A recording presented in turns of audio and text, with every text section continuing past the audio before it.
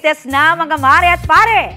Fresh from Italy, ikinuwento ni Kapuso Primetime Queen Marian Rivera ang kanyang pag-slay sa Milan Fashion Week. From Milan, Italy, welcome back dito sa GMA News Integrated. Surreal and proud moment daw yan para kay Marian. Pinusuan ng netizens ang outfits ni Marian sa mga dinaluhan niyang fashion events doon.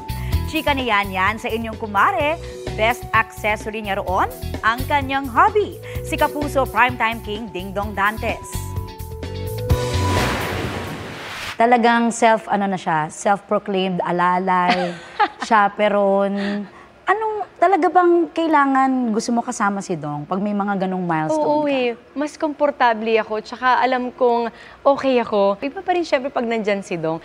Kasi talagang siya nagbibigay sa akin ng lakas ng loob. This October 16, muli namang mapapanood sa big screen ang award-winning performance ni Marian sa pelikulang Balota.